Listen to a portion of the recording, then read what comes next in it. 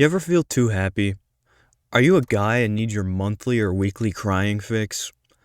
You ever find yourself thinking, I need more drama, but I don't actually want to be included in it?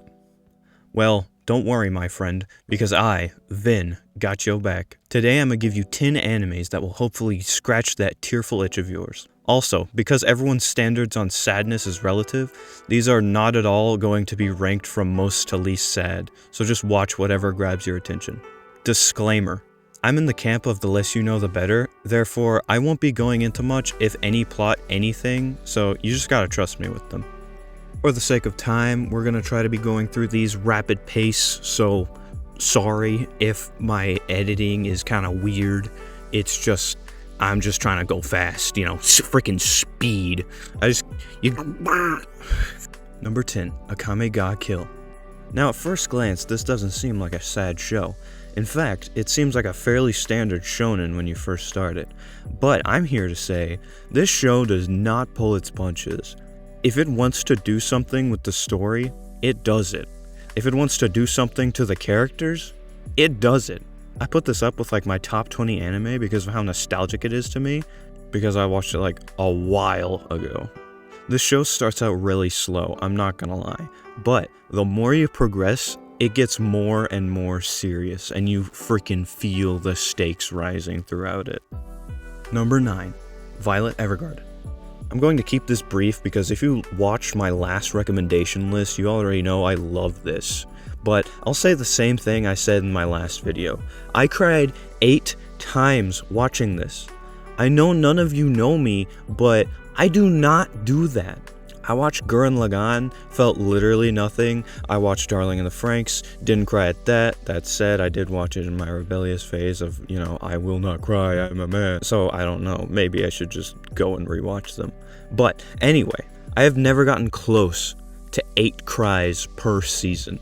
This show is my literal kryptonite, and I really hope it can be yours too, because the story is honestly beautiful.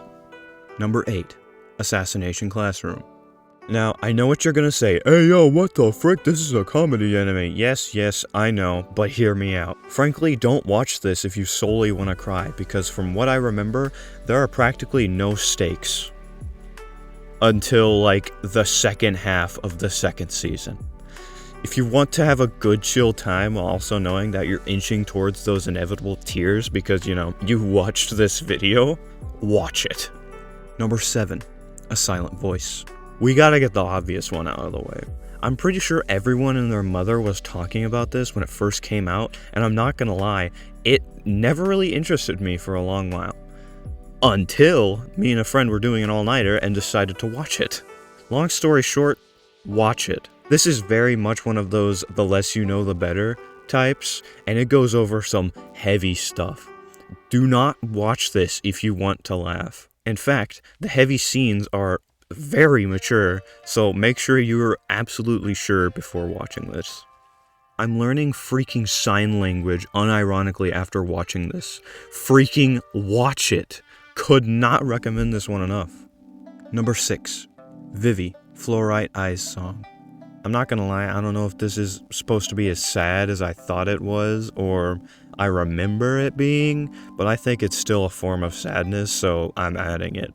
Everything I'm about to say is found in episode 1, so I'm pretty sure I'm not spoiling anything, but essentially, the main character, Vivi, is an android, and she's trying to figure out what it means to bring happiness to everyone through song. Basically, what is the meaning of life, but for an android?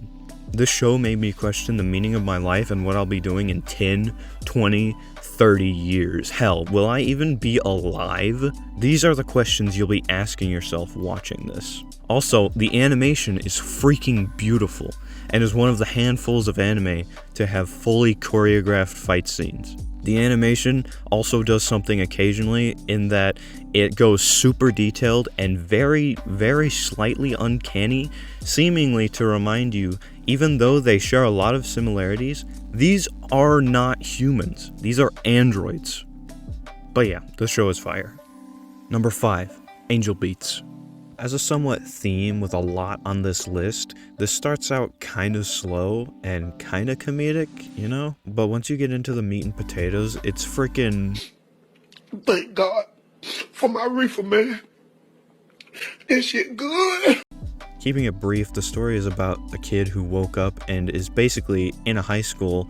I'm pretty sure he doesn't know which one because I haven't watched it in a while. And he gradually finds out something is very wrong and everything feels off. That's the best I can give you being this vague. I'm sorry. Great soundtrack, alright visuals, and good writing. It's pretty hard to go wrong with this one. It's just an all-around good time to watch. Number 4, Vampire in the Garden. Again, I used this one in my last video, but it's just so good, and honestly, why am I not hearing more people talk about it? Like, please, tell me I just live under a rock and I'm just not seeing it. The character writing is great, the love story is great, the villains are great, the animation is great, everything about it is just great. And unlike a lot of those animes that just drag on and on, I'm looking at you, Fairy Tail, One Piece, Dragon Ball, Bleach, and Naruto.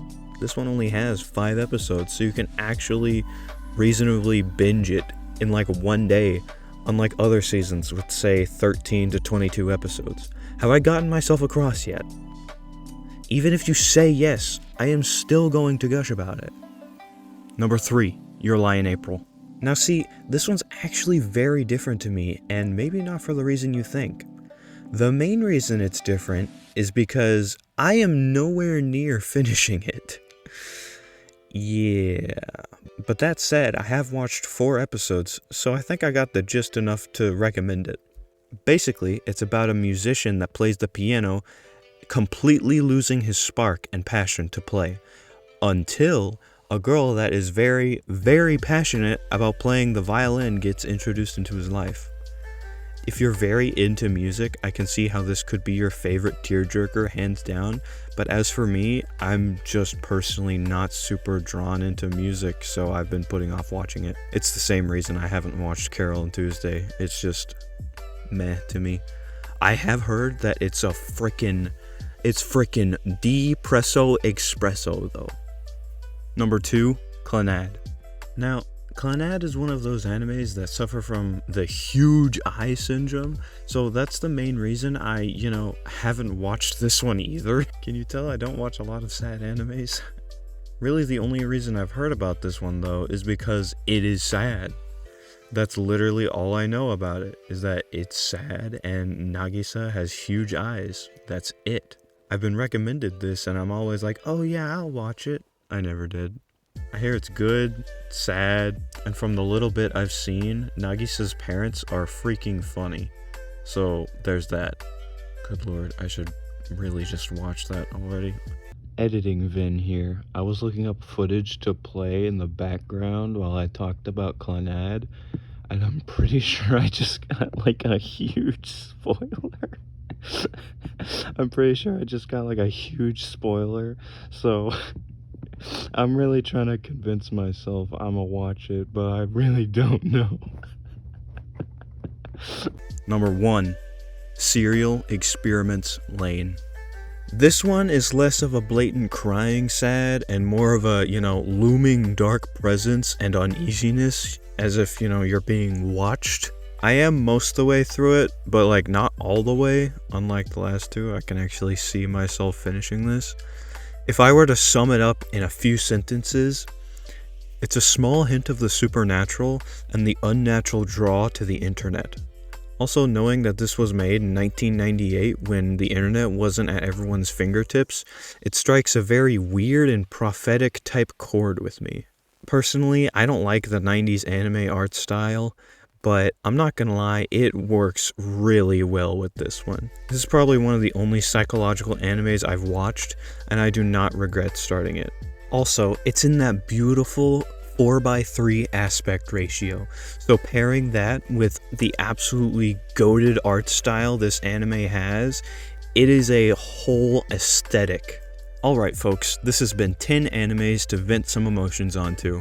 Real talk though, I hope one of these can fit to your tastes, because I at least feel like I tried all very different forms of sadness, so you're welcome if so, and if not, my bad. Be sure to like, subscribe, and send this video to a friend that never cries, because hey, they might need it, you never know. But anyway, this has been Vin, and I'm signing off. See ya.